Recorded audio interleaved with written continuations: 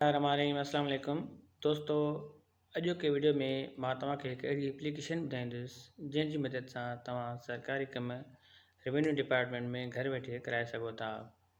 दोस्तों, जेकॾहिं तव्हां मुंहिंजे चैनल ते नवां आहियो त तव्हांखे मां गुज़ारिश कंदो आहियां महिरबानी करे मुंहिंजे चैनल खे सब्सक्राइब कंदा त जीअं मुंहिंजा ईंदड़ नवां वीडियोस सभ खां पहिरियां तव्हां ताईं पहुची सघनि। अचो त पाण था वीडियो जी तरफ़। ही जेका ऐप आहे ही ऐप पाण प्ले स्टोर ते वञी करे डाउनलोड कंदासीं। प्ले स्टोर ते पाण लिखांदासीं ई सर्विस सिंध।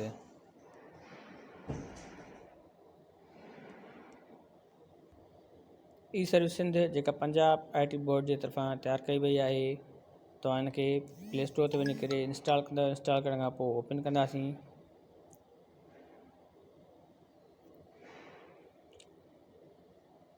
सभ खां पहिरियां तव्हांखे हिन ते पंहिंजो अकाउंट ठाहिणो आहे। अकाउंट ठाहिण लाइ तव्हां रजिस्टर ते क्लिक कंदव।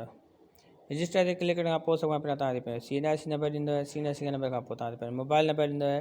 तंहिंखां पोइ तव्हां पंहिंजे हिते ईमेल एड्रेस ॾींदव। हिते पासवर्ड ऐं हिते कंफर्म पासवर्ड लिखी करे प्रोसेस ते क्लिक कंदव। प्रोसेस ते क्लिक करण खां पोइ तव्हां ॾे मोबाइल नंबर ते वेरिफिकेशन कोड ईंदो, जेको तव्हां कोड एंटर करे ऐं वेरीफाई ते क्लिक कंदा। तंहिंखां पोइ तव्हांजो अकाउंट ते ओपन थींदो। तव्हांखे पंहिंजो फुल नेम ॾींदव। फुल नेम ॾियण खां पोइ तव्हां पंहिंजी जेंडर सिलेक्ट कंदव, डेट ऑफ बर्थ सिलेक्ट करे ऐं कंफर्म ते क्लिक कंदव।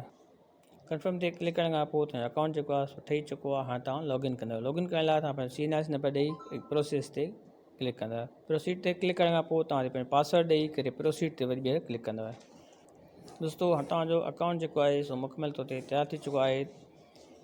हाणे तव्हांखे मां हिन बारे में ॿुधाईंदुसि त ई सर्विस जेका एप्लीकेशन आहे सिंध छा तव्हांखे कहिड़ियूं कहिड़ियूं सर्विसिस मुहैया करे थी।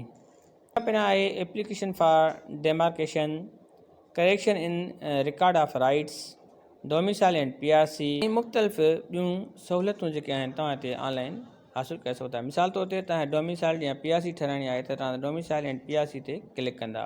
इन खां पोइ तव्हां हिते पंहिंजो मुकमल फॉर्म वग़ैरह फिल करे ऐं नेक्स्ट ते क्लिक कंदा।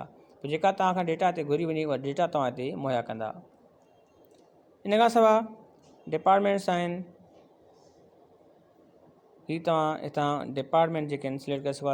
हिते Sindh board of revenue department आहे, इंडस्ट्रीज़ एंड कॉमर्स डिपार्टमेंट आहे। मतिलबु हिते ही 2 डिपार्टमेंट हिन वक़्तु ॾिना विया आहिनि जिन में तव्हां पंहिंजा कम जेके आहिनि हिन एप्लीकेशन जे थ्रू कराए सघो था। उमेद थी कजे त तव्हांखे वीडियो ज़रूरु पसंदि आयो हूंदो ऐं तव्हां हिन ऑनलाइन एप्लीकेशन मां फ़ाइदो हासिलु कंदा। पंहिंजी राय कमेंट बॉक्स में ज़रूरु ॾींदा।